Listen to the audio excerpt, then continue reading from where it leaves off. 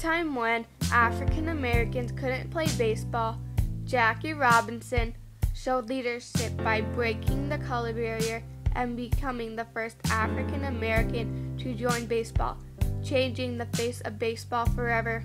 In 1939, Jackie started going to UCLA and became the school's first four-letterman in football, baseball, basketball, and track. 2 years later, in 1941, Jackie was hired to play semi-pro football with the Honolulu Bears.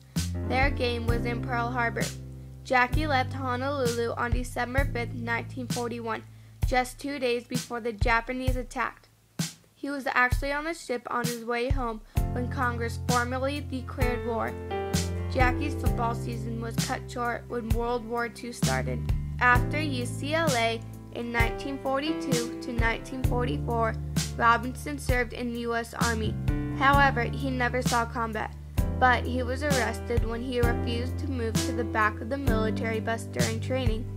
After Jackie's release from the Army in 1944, he started playing baseball professionally for the Negro Leagues for the Kansas City Monarchs. African Americans were only allowed to play in the Negro Leagues because African Americans and whites played in separate leagues. In November 1944, baseball's first commissioner died, leaving behind a legacy of repairing baseball after the 1919 Black Sox scandal for pursuing a policy of keeping black players out of the game. His replacement said he felt African Americans had every right to play baseball. Branch Rickey, the vice president of the Dodgers, decided to go on strike and bring up a black player to the major leagues. Jackie was soon chosen by Branch Rickey to play for the Dodgers. Jackie moved to Florida in 1946 to begin spring training with the Dodgers and played his first game that same year, March 17th. From the beginning of his career with the Dodgers, Robinson's will was tested. Even some of his new teammates refused to have an African American on their team.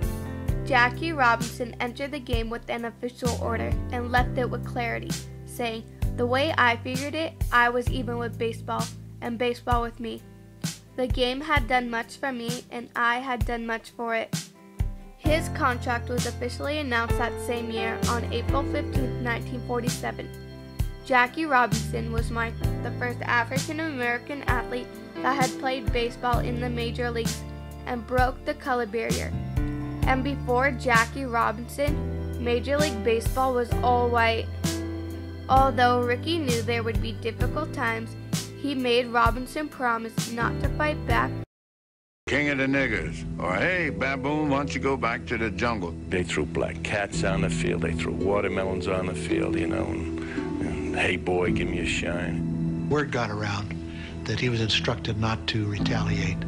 I don't know of anybody that could have put up with what Jackie went through. Robinson had a crown of thorns. How would you like to go to a ballpark and be called nigger every day? They didn't just throw at Robinson to brush him back because it obviously didn't do any good. They threw at him to hurt him. If he slid into second base, they tried to tag him with the ball in his face, knock teeth out. They just tried to do everything to persuade him not to play baseball. But he stayed right there with them. He understood what he had to do. And at the same time, I mean, it's emotionally, psychologically, that had to have ravaged him. African Americans treated Jackie like a hero. However, other people did not. White people thought Jackie was a disgrace to baseball. Jackie was a talented player, but because of his race, nobody cared about his abilities. Jackie was abused around every corner. Every stop Jackie made, people made fun of him and threatened to kill him. They gave him racial taunts, death threats, character assassinations, and almost anything else someone prejudiced could do. Robinson said, "I'm not concerned with your liking or disliking me. All I ask is that you treat me like a human being." Robinson also said, "I'd get mad, but I'd never let them know it." Despite the racial abuse, Robinson had an amazing start with a .349 batting average. Robinson succeeded in putting the racial abuse aside and showed everyone what a talented player he was, and in his first year, he hit 12 home runs and also helped the Dodgers win the National Leagues several times. That year of 1947, Jackie Robinson was selected to be Rookie of the Year and earned the National League's Most Valuable Player award. And in 1955, Robinson helped the Dodgers win the World Series and beat the New York Yankees. Jackie helped them win one more National League the following season.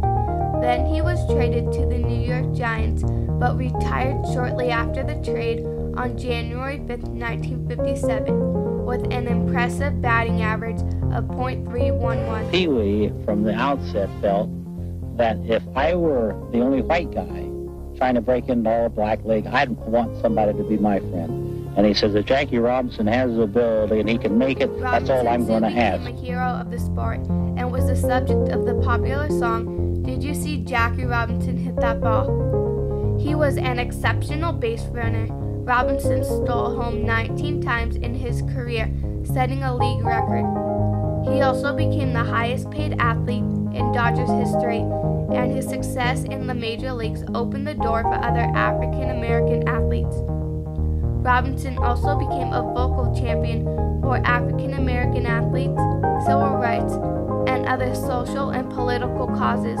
Robinson was introduced to the Baseball Hall of Fame in 1962. After baseball, Robinson started working as an archivist for social change and worked for a restaurant chain, and he also helped establish the Freedom National Bank. Robinson also served on the board of National Association for the Advancement of Colored People until 1967. Later on, Robinson died of heart problems and diabetes complications on October 24, 1972, at the young age of 53 in Stamford, Connecticut. The Dodgers retired his uniform, number 42. After his death, his wife established the Jackie Robinson Foundation to honor his life and work. This foundation helps young people in need by providing scholarships and mentoring programs. For psychological impact, Jackie Robinson was perhaps America's most significant athlete. His skills and accomplishments resulted in the acceptance of black players in other major sports, like professional football and professional basketball. Initiated for the first time on April 15, 2004, Jackie Robinson Day was celebrated each year on that day. On April 15th was opening day in 1947, Robinson's first season in the major leagues.